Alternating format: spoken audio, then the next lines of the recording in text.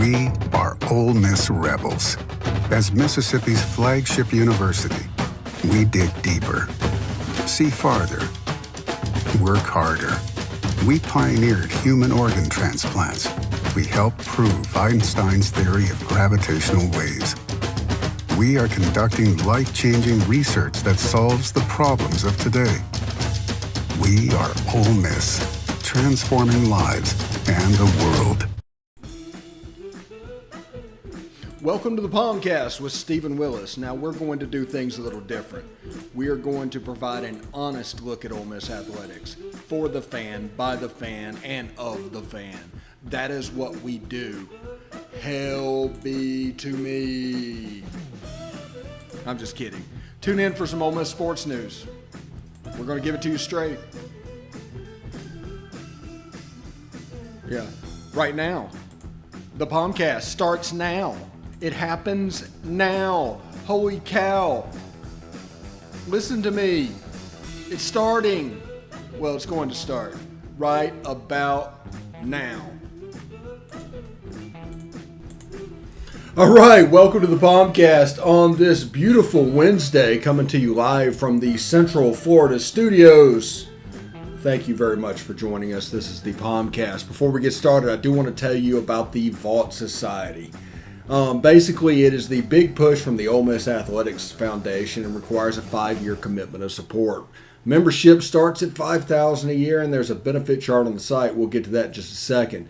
But first, I want to tell you all gifts to Ole Miss between now and June 30th will receive triple points. Red points are non-deductible and go towards priority seating. Blue points are 90% tax deductible and go towards parking and non-home ticketed games. That'd be postseason, bowl games, neutral site. We got a big one coming up on Labor Day that fits exactly that bill. If you're interested in the Vault Society, go to give2athletics.com. Again, that is give2athletics.com. Also, if you're interested in watching the show, which you obviously are if you're watching it, you can catch us at The Stephen Willis and at The Rebel Walk. Facebook.com/POMcast or The Rebel Walk on Facebook. On YouTube, Positively Ole Miss. Hit the bell, subscribe, thank you.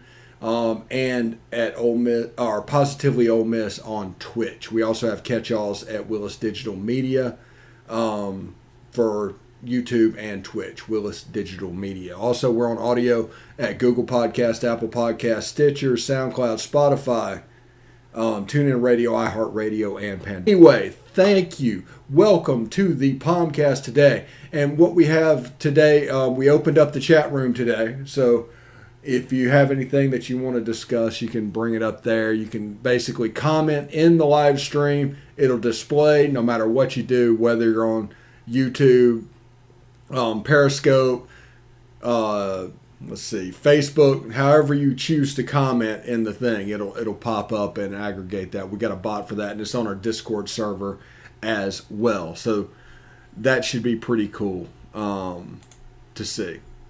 So again, my name is Stephen Willis. Welcome to the POMcast on this beautiful Wednesday.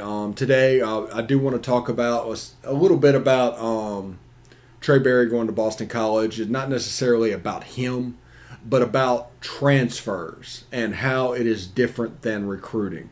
And whenever you're going through the recruiting cycle, there's a naivety to players. Definitely, whenever you can catch people's eye with flashy things, facilities and all this stuff that back then to a 17, 18-year-old would matter a huge amount. It just would. But transfers, and especially grand transfers, they're mercenaries.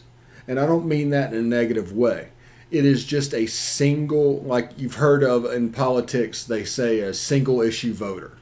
Well, this is a single issue recruit.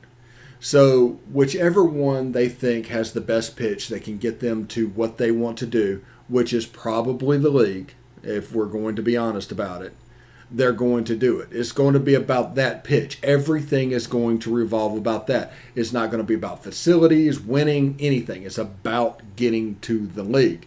And since there's that lack of naivety with transfers, they have the ability to make off the beaten path choices and choices just for them because they've gone through the recruiting cycle before, and now, like I said, they just want to get to the league, and however they do it, they're not going anywhere for enjoyment. They're not going anywhere for the facilities. They're not going anywhere for winning. None of that matters when it comes to a grad transfer. It simply is about what you can do to get them to the league. And if you have the best pitch, you're going to come out ahead. Now, I told y'all a few weeks ago, whenever he entered the transfer portal, that while people were hearing that Ole Miss was leading, that we shouldn't really take that to the bank. And I told the Ben Jarvis Green Ellis story that I'm going to tell again today. Because if you try to cover a transfer because of those factors, exactly what I said, like recruiting, you will fail. You will look foolish. And that is kind of on you. It's everything. Whenever a player picks a school, they want to cover it like recruiting because that doesn't involve, covering it differently, a different avenue. Honestly, it's a laziness thing and trying to fit everything into one box. And now that we have recruiting, we have transfers, we have grad transfers, and JUCO signings, all of them are a little bit different. There's less likely that you can just fit them in the box. Everything is shaped on recruiting because that's the way it was done 20 years ago. We are in a changing world, completely changing. And if you know how to do it and can see what is coming on, you can be quite successful. Now, look, luckily, we have an early adapter as a head coach when it comes to the football program. And obviously with basketball, it's rolling as well with Jamin Brakefield coming in and them hitting the transfer market. So Ole Miss knows where it sits in the transfer market. Ole Miss is in a primo position for the transfer market. With all those 4 and 5 stars that go to the Blue Bloods, you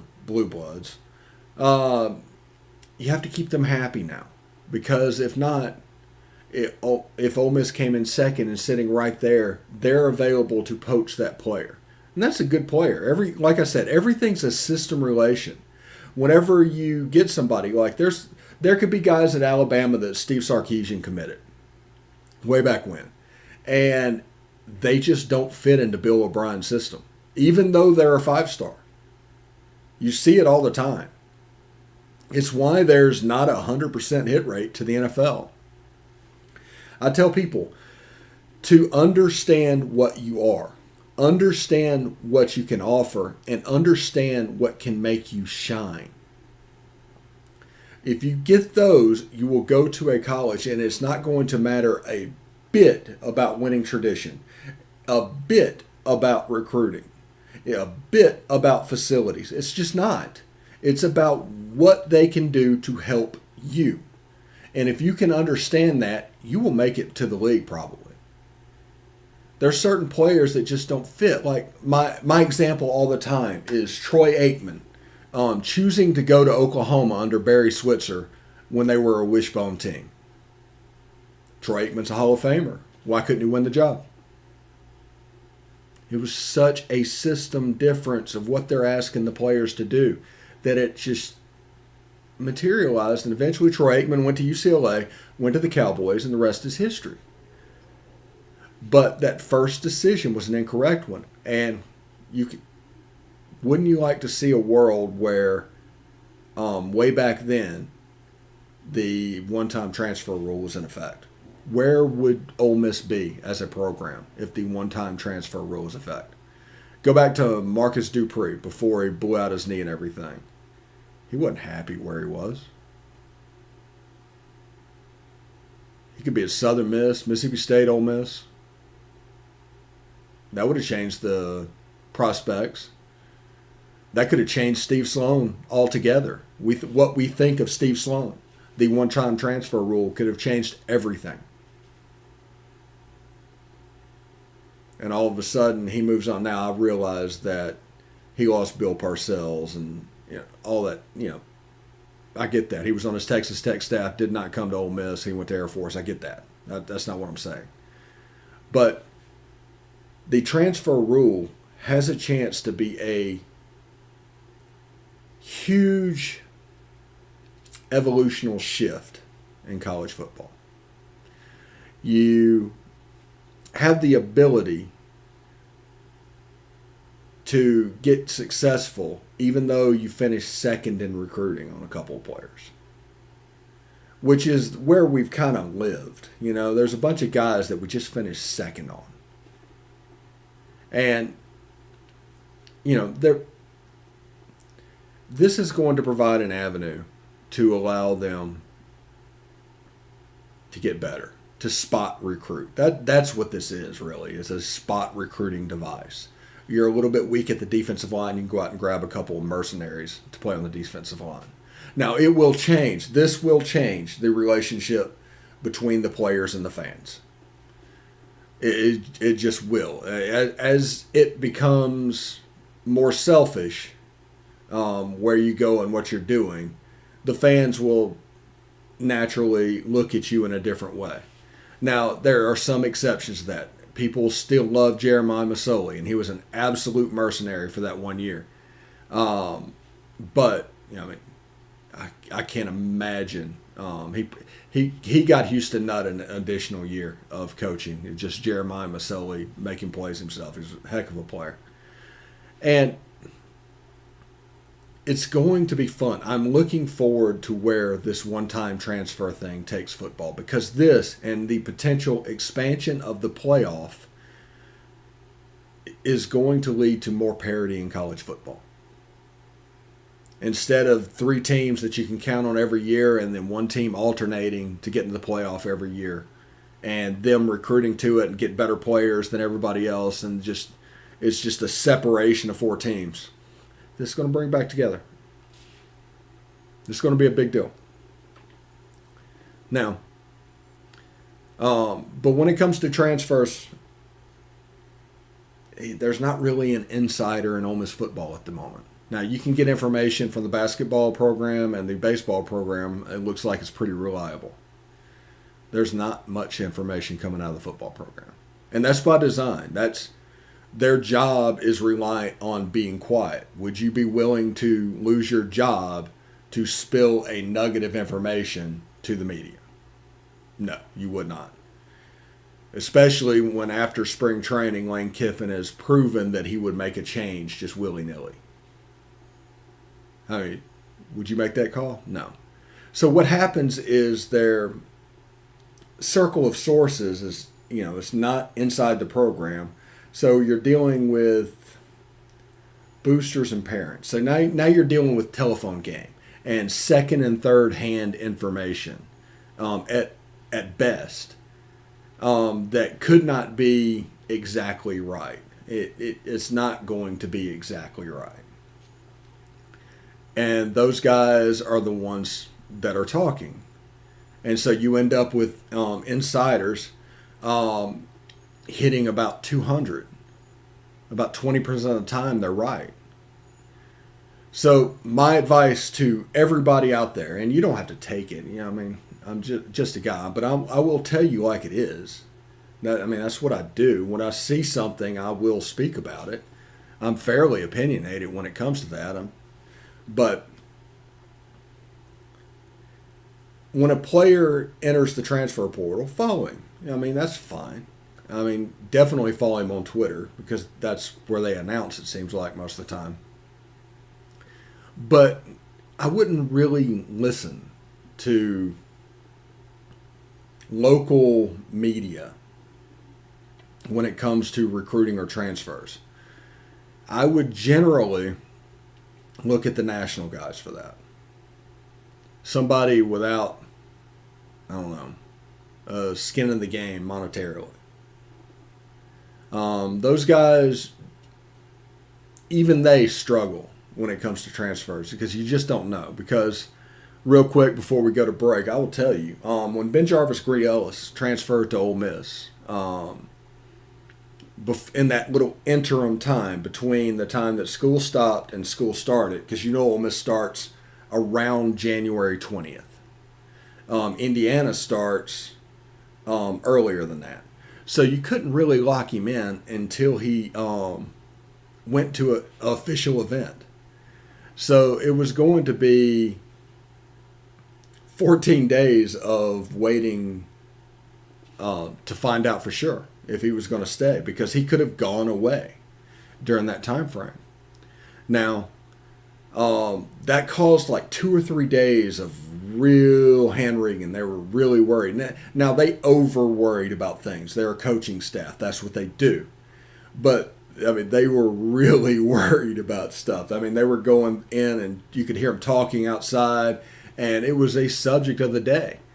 And what they decided to do, as it got closer and closer and they just kept getting more and more worried, is to move a little bit of the team meeting to lock him in up. Just so you didn't have 4 or 5 hours to do it, just move it up a little bit. And once that meeting happened and Ben Jarvis went to that meeting, he was locked into Ole Miss and the transfer was official. But until that moment, he could have changed his mind and went back to Indiana. And that's what people need to realize. These transfers have a home. They have a place where they can be. Everything they're doing is based off a, for lack of a better word, a mercenary mindset. What can they do for me? And if you get down there and start looking around and don't necessarily see it, or you meet a couple of guys before you're locked in, and it's not exactly what it was portrayed, you can go back to where you were. There's a lock-in period. So if there's no lock-in, you never can count on these guys until it's done. Because they have options. They have other places they can go. They just have to be willing to do it. So, yeah, that's the fun Ben Jarvis little quip from my time down there. We're going to take a short break. When we come back, we'll talk a little bit about last night's loss to UT Martin and why that matters and why that doesn't matter. And at the end, you probably shouldn't be wringing your hands too much about it. But we're going to take a short break and come back right after this.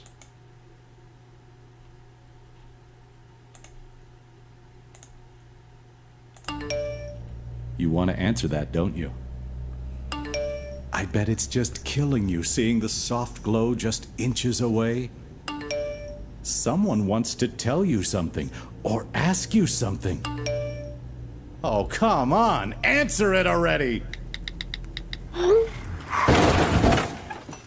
Just so we're clear, that wasn't my fault. Next time, ignore your inner voice. Don't text and drive. A message from Florida's trusted choice independent insurance agents. Hey, this is Stephen Willis. I just want you to stick around a little longer. We're going to get back to the podcast right after these messages.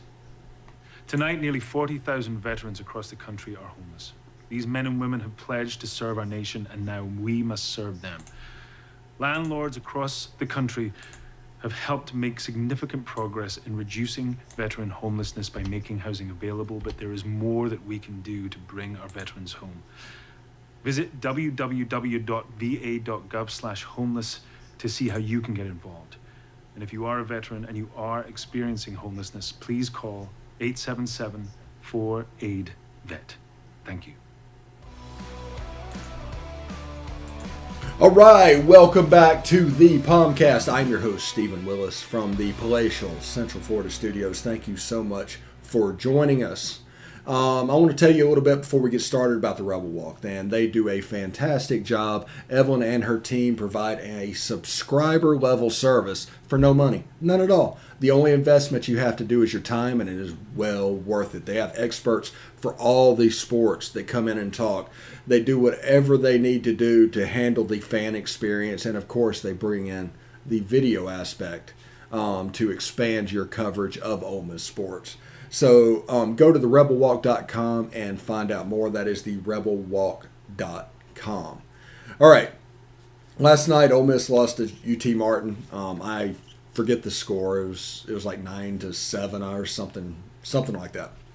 And the cause for concern from the loss. We'll do that first. The cause from the concern would be the fact that you gave pitchers an opportunity to get a little confidence and get going, and a couple of them that you were counting on, that it didn't pan out for them. Now, it doesn't mean it won't ever, but it just didn't during that game. I mean, they gave up a couple of home runs each time. I mean, you are counting on Austin Miller as you get to the SEC tournament. You want to get him right before the regional. I mean, that makes perfect sense. Josh Mallett's the same thing. Give him a little confidence, give him a little boost. And instead of that, it kind of backfired a little bit. I think Brandon Johnson, though, had a fantastic outing. He's an opportunity to get to throw on the weekend now. So that is pretty cool. And I think once we get to Hoover, I mean, you'll see all of them. And I don't think it's a situation where a loss in Hoover is going to matter that much.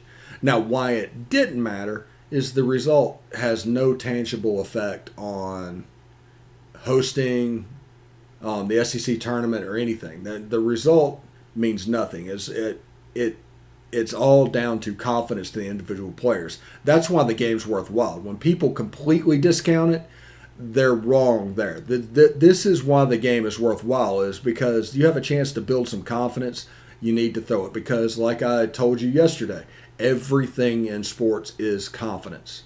If you play at all, whenever you are unconfident, it shows and you will lose that game. So when the confidence goes down, you hit a slump. It's just the craziest thing. And this is an opportunity for them to get right. I mean, that's why that game is on the schedule. Now, as they go tomorrow and play at Georgia, if Ole Miss gets 2 out of 3, all of a sudden they're 5-5 on the season and SEC series with 3 sweeps, and their resume is just nice. I mean, they're doing great. I mean, they have a chance. I mean, they legit chance to hit 19-11 this season. And that would be fantastic. Now, we're expecting somewhere between 17-13 and 18-12, but 19-11 is still on the table, and that's even before Hoover. So that will be something that is interesting to keep your eye on with the baseball team, is the confidence level going into the postseason. You have a couple of pitchers like Jackson Kimbrell last weekend, had a fantastic outing against Vanderbilt. If he can replicate that again, he gets in the bullpen with Jack Doherty. Now, if Brandon Johnson can become another weapon, all of a sudden you have 3 middle relievers that you can use in a series. And that would be extremely beneficial for their team. And I just, like I said, don't hem and haw over the results. Get upset about little individual performances because they're the ones that matter, because they're the ones that's going to affect how we do this weekend. Like, I'm not 100% sure how you put in Austin Miller after I think he's given up bombs in his last 3 appearances. I mean, he's definitely been knocked down on the relief peg. He's reliable. I think he has the most appearances in a 4-year period of any Ole Miss player. But he needs to get right. He needs to recapture that form from the SEC tournament a year or 2 ago. But with Jackson Kimbrell, the freshman, Jack Doherty, the freshman, them making a step helps out the team. And I'm curious about Brandon Johnson after last night. But Ole Miss goes to Athens tomorrow. We'll see how that goes. That's a chance to not necessarily. I think they've locked in hosting at this point, unless they get swept in Athens. But this is a chance to play with seeding. Now, if you can close this Georgia series with 2 or 3 wins and get to that point, all of a sudden you're at 10th or 11th. You're at 9th. And you're in the national seed conversation going to Hoover. So maybe that affects the way you handle it. Now, that first game is going to be tricky as hell. because there's not a lot of pitching depth, and you need it for the double elimination portion of the tournament. So there's a chance that one of those teams could jump up and get you. I mean, just know that going into it, just because of the pitching depth, just not where we expected it to be. And with Gunner being out, that just affects everything. But once we hit the double elimination portion, you can expect a first pitch from Doug, and going from there. We'll see how it handles. They can hit the ball a ton. I think Hoover Met, places like that, and Omaha is very beneficial with the style of baseball that they play offensively. They hit the long ball, but they survive on the gap. And they do a great job with singles and just manufacturing runs. I think it's going to be a problem for teams that are too reliant on the long ball. And that is the situation we're in baseball as a whole. I think in the majors right now, they are ahead of pace for the most no-hitters for a season. I mean, whenever you're trying to go up there and just hit a home run every time, and the pitchers are really good, there are going to be days when you just don't hit the ball. So we are in, basically, when it comes to baseball, the reverse steroid era. This is the pendulum swinging too far the other way. That's what we're dealing with right now. So pitching records are going to fall like crazy. All because everything is about that 3-factor batting. And that's okay. All right. Anyway, I'm going to give you a little bit of time back today. Thank you so much for watching or listening. And we'll be back tomorrow to tell you some more great stuff about Ole Miss football. But anyway, hotty toddy.